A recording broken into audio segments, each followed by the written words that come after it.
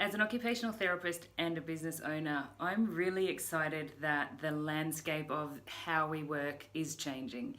And we're seeing this ongoing increase of people who are going into business for themselves, and especially non employing businesses are increasing over the last few years, particularly.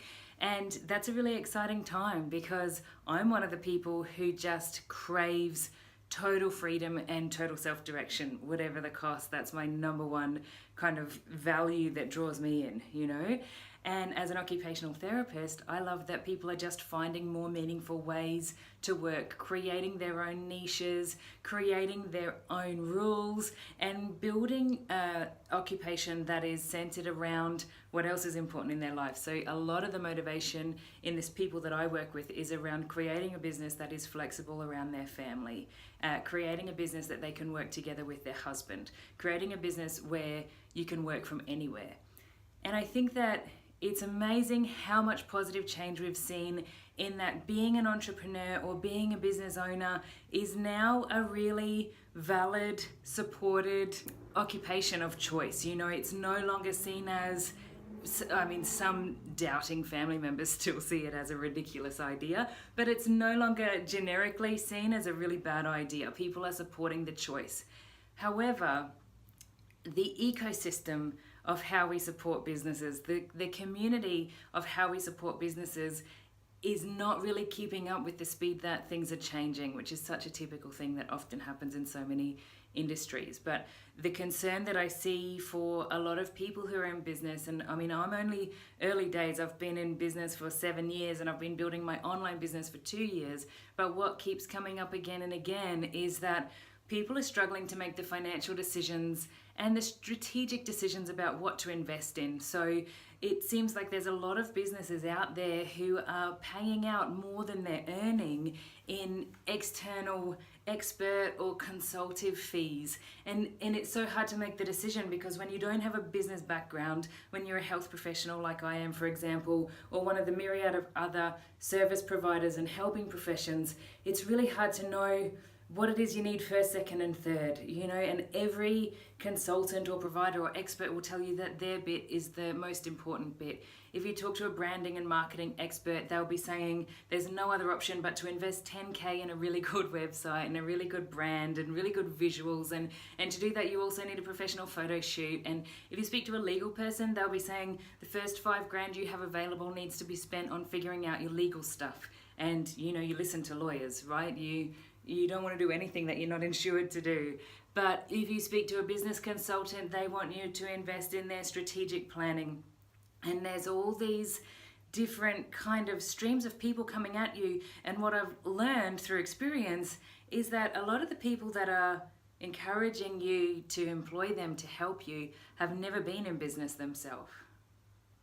They don't understand the waking up in the middle of the night like wondering if you're going to make the bills this week, and they don't understand that the emotional roller coaster of being in business for yourself can have 50 peaks and 25 troughs in just a single day, and they don't understand that the only way that you're generating income is through yourself because they're employed by a company that pays them, you know.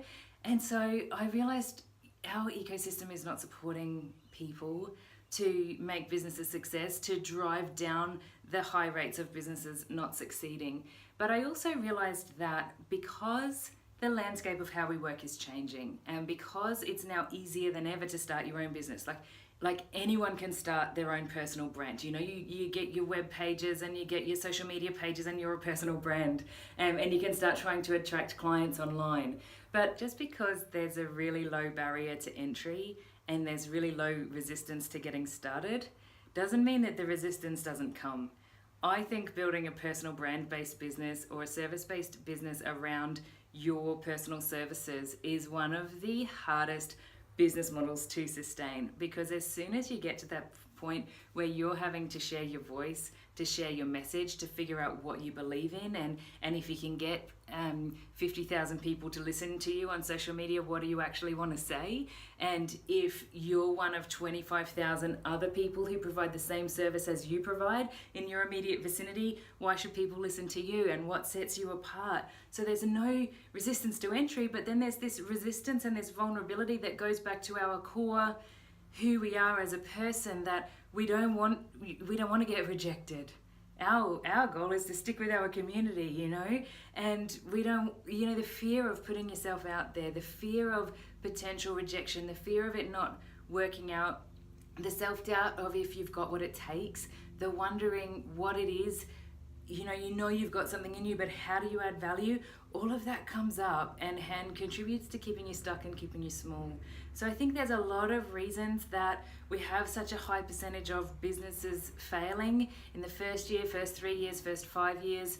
And I know that for myself, I felt such a sense of relief every time I hit those milestones of 1 year, 3 years, 5 years, like we're still surviving and we're doing it together and it's working. And I don't think our society really, you know, gives enough kudos to the people who just build a business that is able to support their family in the way that they want it to, and is able to support their lifestyle in the way that they want it to.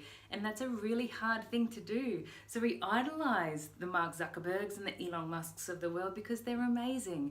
But I also idolize the people who build small businesses that keep them in the lifestyle that they want in a really consistent and predictable way, because that stuff is hard.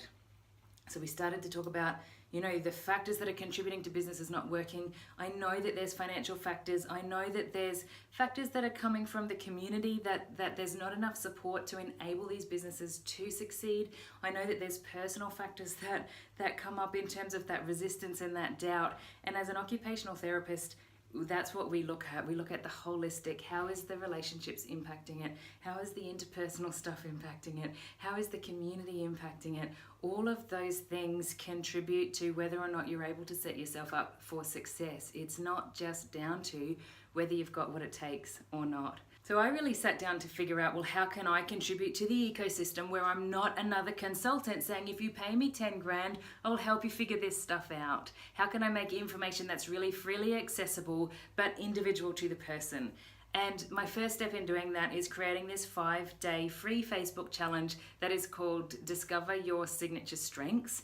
And it's really about naming, putting language around what it is that you do that adds value to others in a way that nobody else does. So it is about knowing your strengths, it is about knowing your values, and it is about knowing the value you bring to the marketplace in a way that nobody else does. And I think knowing who you are, what you do, and who it's for is the core of every bit of strategy that we put in place. Every time we write an About Me page, every time we explain our business to that doubting family member, every time we do a pitch, turn up at a networking event, put out our content and actually finish it and hit publish, what we're sharing is an expression of who we are, what we do, and who's it for. So we need to know how we add value. We need to know how to position ourselves in a natural or in a position of our natural strengths. And that's what this challenge is designed to do. So if you are a service provider trying to tap into the online space to attract some of your ideal clients, this challenge is for you. If you are an entrepreneur or an entrepreneur at heart, if you are brand new with 0 followers, 0 list, 0 products, up to if you have a thriving business with a lot of followers, but you still don't really know how to monetize it, or you still don't really know what the value is that you bring, so that you know your business can not just look like it's thriving from the outside, but actually feel good and feel true on the inside, then this is also for you. It really is a community of service-based entrepreneurs or entrepreneurs-to-be who want to create their own freedom in their own business, in their own career, and who are helping professions. So the people there who want to make change, the people who want to make a difference, the people who want to do work that matters, and the people who want to do that in a fully self-directed and flexible way, that's the people who are inside this challenge. If that sounds like you, I'd love you to hit the join now button below and come and register for the free community. We are kicking off on the 29th of October, so I will see you on the inside.